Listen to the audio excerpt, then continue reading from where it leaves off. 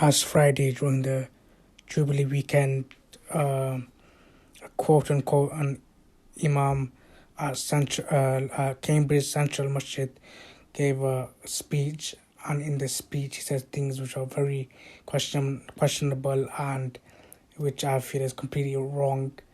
And like I said in previous videos, I feel very strong, highly that you do not.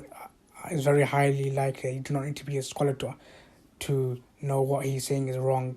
Most people will be able to understand, and which is why I put quote unquote Imam.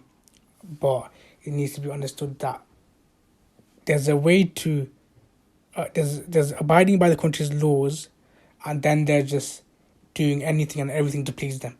This isn't British Muslims. This isn't Islam. This isn't common sense, and it's not helping either. The Imam, quote unquote Imam, I don't even know if he's permanently there. He visited that day. But he said along the lines of, and I've in the video this is the audio. I'll have the picture up in the video. He said along the lines of, the Queen, she visits holy places. She worships God. So she's just like us, and she has a chance to go to heaven or something like that. But you'll see in the video what exactly he said.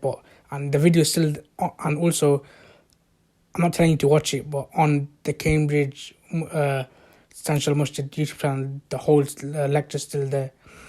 So he's, for some reason, he's saying that the Queen worships God and visits holy places like we do. Like, is he saying the way she might be worshipping is the same as us, and saying that she has a chance to go to has a chance to go to heaven according to what she's doing? That's, from an Islamic point of view, should he even be saying that? And another thing is, why is he speaking about the Queen during a Jumu'ah khutbah when he could be educating hundreds or even hundreds that attend there? Jumu'ah is you get one of the packed out, that's one of the time when it's most filled, the masjid is. But he chooses to speak about the Queen for some reason, a non-Muslim. And even then, there's non-Muslims, and then you can speak about certain non-Muslims, you can maybe derive some benefit. From speaking about the Queen, what benefit do we derive? And the way that he's trying to portray, like, she goes to holy places. Does he mean by holy places churches? Also, is he saying, if he does mean that, so he's saying churches are holy to us as well, because he's not saying holy places of other religions, he's just saying holy places. And the fact that another quote unquote Imam said something along the lines of masjids up and down the country paid tribute to the Queen.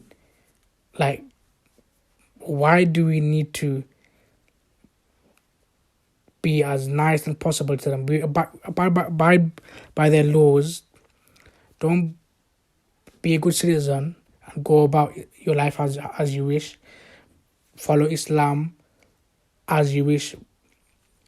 And you don't need to, how do you say, you don't need to be in their good books. You're not doing anything wrong as being a decent Muslim, so you don't need to try and be into their good books. You're not doing anything wrong anyway, so you're not in their bad books. So why is he trying to get an impression that, we speak about X, Y, and Z, we pay tribute to X, Y, and Z, we see people as the same as us? Like, this shouldn't be acceptable. And the fact that it's been allowed, it's still online, and the masjid hasn't said anything, and they feel like it's okay. What kind of khutbah is that? Like, most people will know what he said is wrong. You don't need to be a scholar to know that what he said is wrong.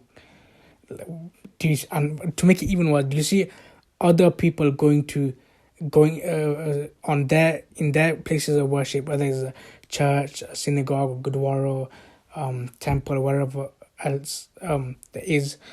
Do you see them speaking about the Queen and trying to get into the good books of, oh, we fit into the society, and we're speaking about the Queen, we're speaking about the Jubilee, and we're saying nice things about. They're not doing that. Why are we doing that?